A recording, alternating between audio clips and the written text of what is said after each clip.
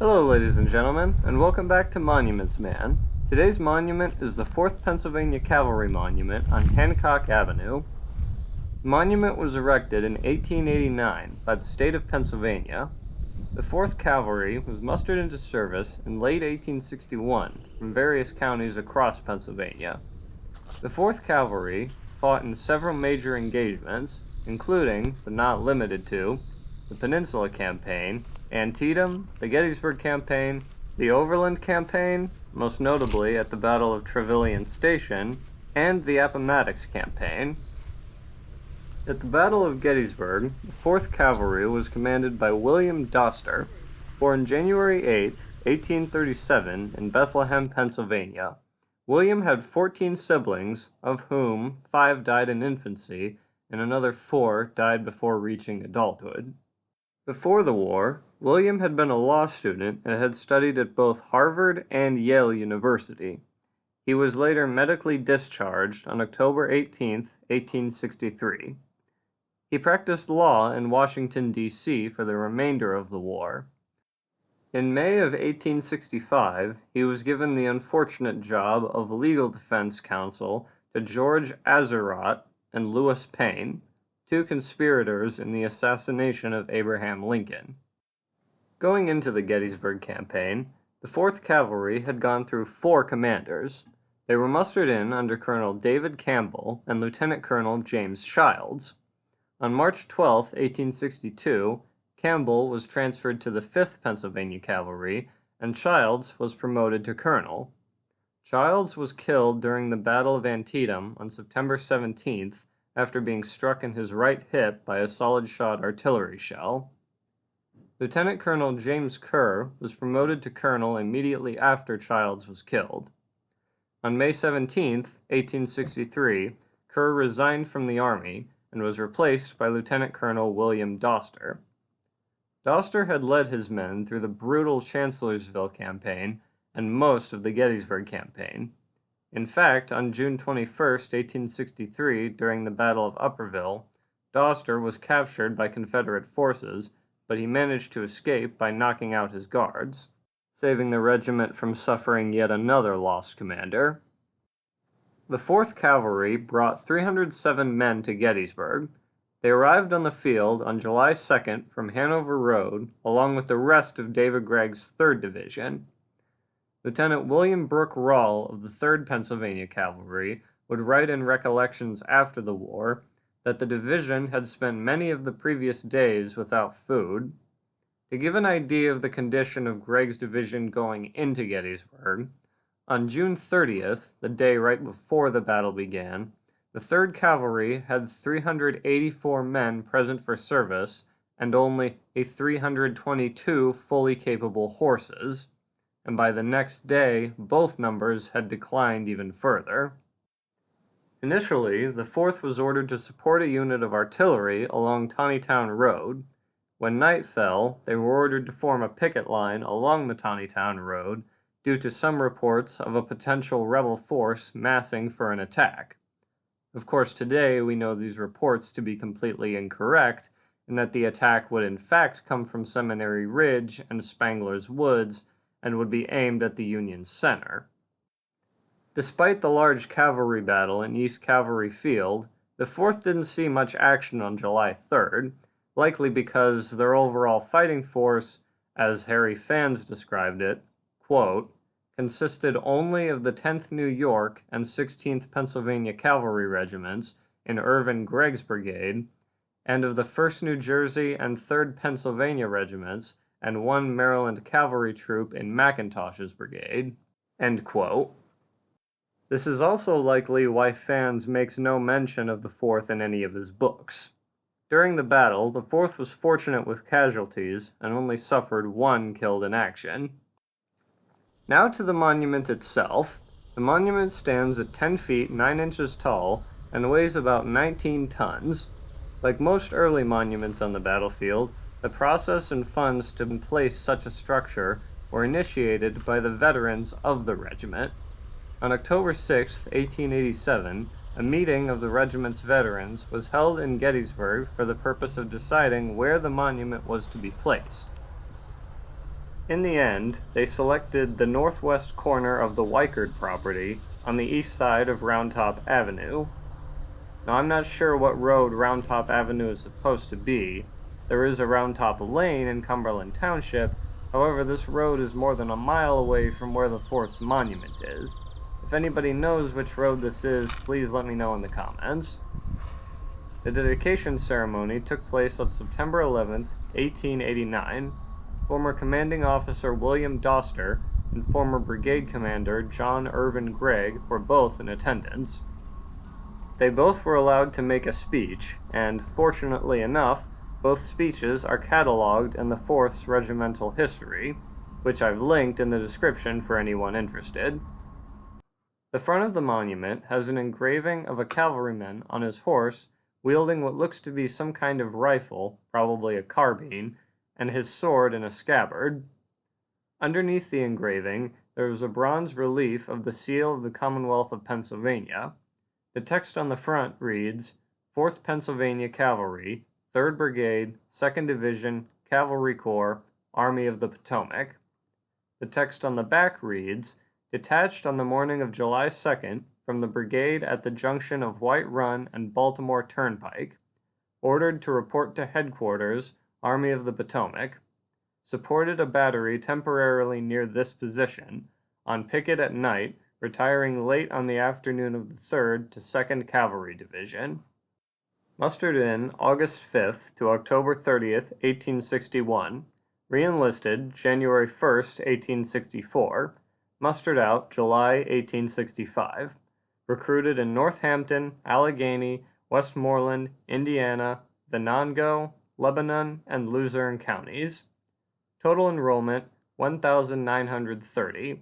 Killed and died of wounds, officers 9, men 92, total 101.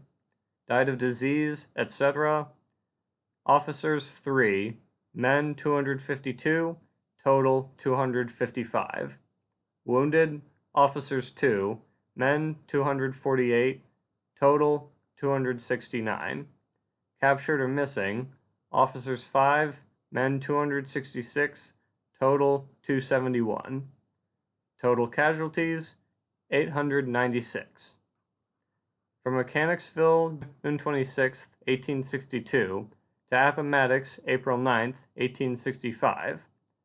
The monument also has flank markers on either side of it, which indicate the actual battle line of the regiment. Now let's move on to their full regimental history. The 4th was initially mustered in from August to October 1861 under the name of the 64th Pennsylvania Volunteer Regiment, although, as you can figure, the name didn't stick for long. On October 18th, the regiment was officially mustered in under the command of Colonel David Campbell and Lieutenant Colonel James H. Childs. Their first assignment was to Washington, D.C., as part of General George Stoneman's cavalry command. On December 28th, Companies A and B were assigned to an escort mission and would not return to the regiment until February 25th, 1862. On March 12th, Colonel Campbell was transferred to the 5th Pennsylvania Cavalry. Shortly after, Lieutenant Colonel Childs was promoted to colonel and Captain George H. Cavode was promoted to major. In May, the 4th was attached to General George McCall's 2nd Division, Department of the Rappahannock. On May 10th, they joined General Irvin McDowell at Fredericksburg, Virginia. From May to June, they were scouting the Rappahannock. In June, the 4th was attached to General McCall's new division under the 5th Corps, Army of the Potomac. On June 14th, they were moved to the Virginia Peninsula, and 10 days later, they were at White House, which is an unincorporated community in New Kent County, Virginia. On June 25th, Companies A, G, H, and K were ordered to Yorktown, Virginia, and thus began the 7 Days Battles. The 4th fought in 4 of the 7 battles: Beaver Dam Creek, also known as Mechanicsville, Gaines Mill, Glendale, and Malvern Hill. From July 2nd through 3rd, they performed reconnaissance to Charles City, Virginia. While stationed in Harrison's Landing, the 4th was assigned to the 1st Brigade, Cavalry Division, Army of the Potomac. They also began their trek back to Washington, D.C.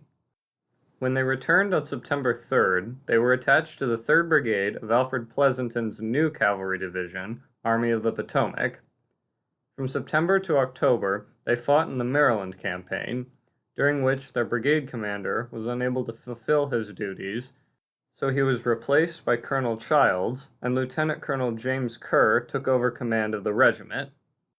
The three battles they fought in during the Maryland campaign were South Mountain on September 14th, Antietam from September 16th through 17th, during which Colonel Childs was killed by an artillery shell, which resulted in James Kerr becoming the 4th's new commanding officer, and finally the Battle of Shepherdstown on September 19th.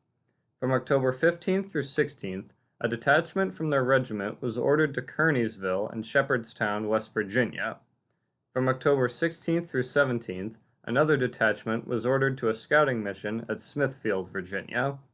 In November, the 4th was given duty near Hartwood Presbyterian Church in Hartwood, Virginia. From December 12th through 15th, they fought in the Battle of Fredericksburg.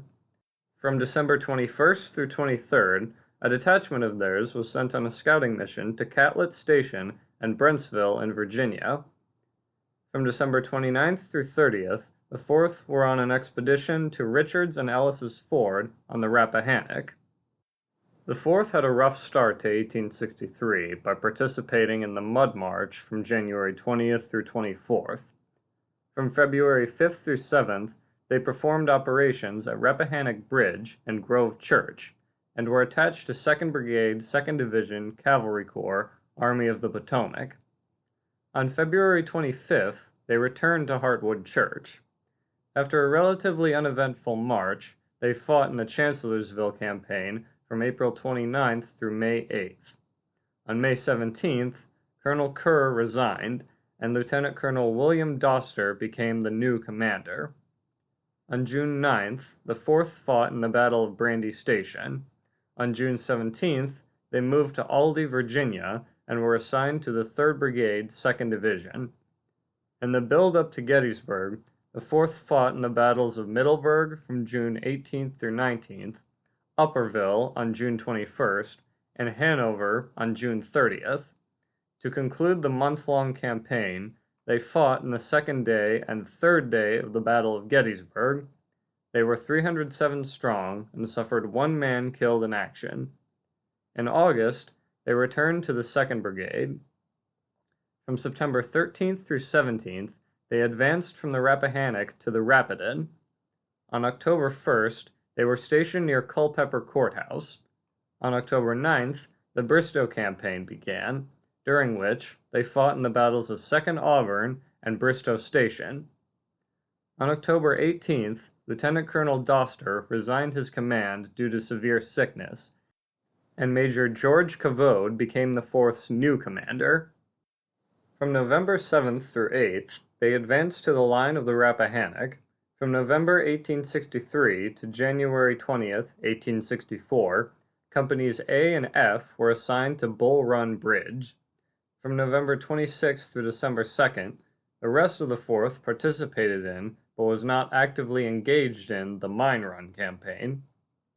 On December 8th, Major Cavode was promoted to lieutenant colonel. To start off the new year, 1864, the reunited 4th was detached to scout Middleburg, Virginia from January 22nd through 24th. From February 28th through March 4th, they were with Generals Judson Kilpatrick and Ulrich Dahlgren when they embarked on their disastrous attack on Richmond. The raid failed completely, and resulted in what is now known as the infamous Dahlgren Affair. They received some much-needed respite after being relocated to Camp Stoneman in Washington, D.C., where they were given furlough from early March to April 25th. On May 1st, Lieutenant Colonel Cavode was promoted to colonel. From May to June, they fought in the Overland Campaign. Their engagements in the campaign included Todd's Tavern on May 7th, Yellow Tavern on May 11th, Totopotomoy Creek from May 28th through 31st, Cold Harbor from May 31st to June 1st, Trevilian Station from June 11th through 12th, and St. Mary's Church on June 24th. At St. Mary's, Colonel Cavode was mortally wounded by a shot to the stomach and would die the next day.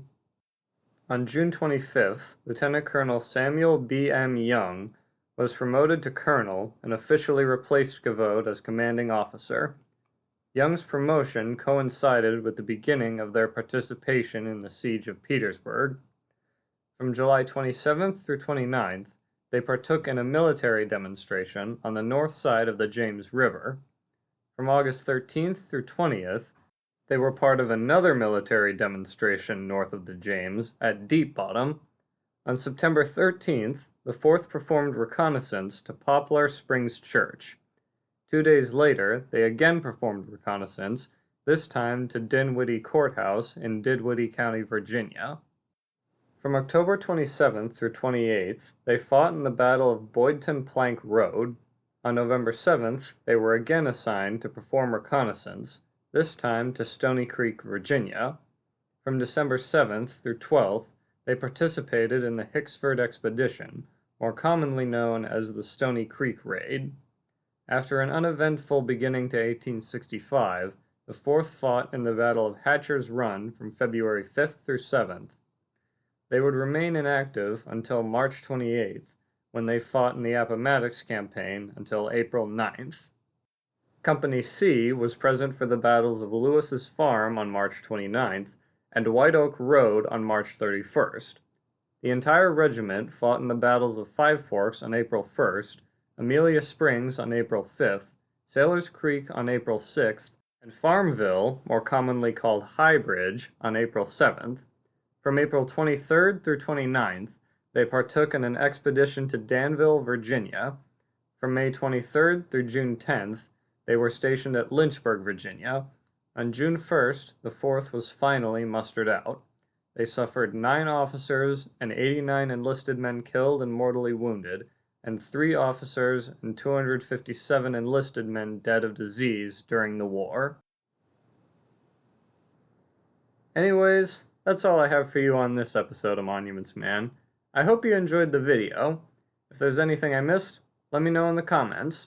And with that, this is the Copperhead Historian, signing off.